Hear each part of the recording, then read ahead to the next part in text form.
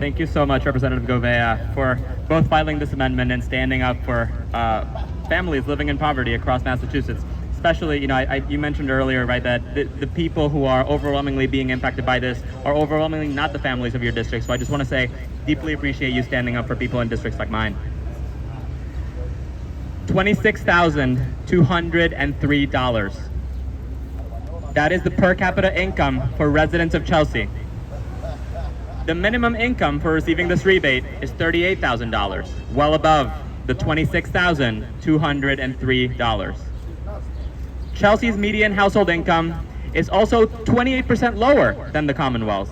So what this means is that well over half of my constituents likely won't be seeing a penny from this program. Meanwhile, about 80% of our residents are essential workers. They're the people who kept everything running, especially in the early parts of the pandemic and still to this day. They are grocery store workers, custodial staff who have been cleaning our hospitals, and the people who are taking care of our kids and our elders. Denying them this tax rebate is telling them that they don't matter, and that maybe they've had it a little bit too good during this pandemic.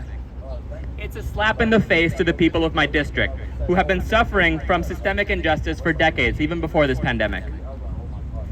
Now, to anybody who's wondering whether the families of Chelsea need these funds, I encourage you to stop by any of our food pantries sometime this week. You're gonna see a line that goes out the door, down the street, around that corner, and down the other street, probably even longer. And then you can go to another one of our food pantries in the city and see yet another line that goes out the door, down the street, around the corner, and down that street. Massachusetts is going to have a surplus of $3.6 billion this year. $250 might not seem like a lot to most of our legislature, but it can make a huge impact on a family that hasn't had a whole lot of things going their way in the last few years. It might mean being able to afford uniforms and school supplies for the coming school year. Getting a week of groceries instead of having to wait hours in one of those food pantry lines. Or even a tank of gas to get to work, or maybe to take the kids to the beach for the weekend. Low-income families contribute to the economy, same as everybody else. They're also not going to be stashing this money away in a savings account. That money's going right back out into the economy, into mom and pop shops on Broadway Street or on Main Street or whatever the main street is on your in your community. Including all of our families in this benefit is not only the right thing to do, it is the best thing to do for our economy. I'm not asking the legislature to deny this tax rebate to anybody.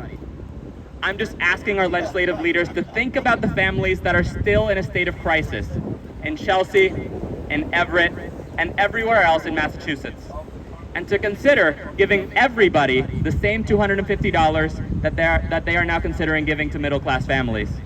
We have the money. Let's make sure that we get the most out of it. So please, legislators, anybody who is listening who has the ability to make a difference in this vote, vote in support of Amendment 813. I implore you, for the people of my community and for working families across our state. Thank you to Representative Govea and to everybody else who is here supporting this.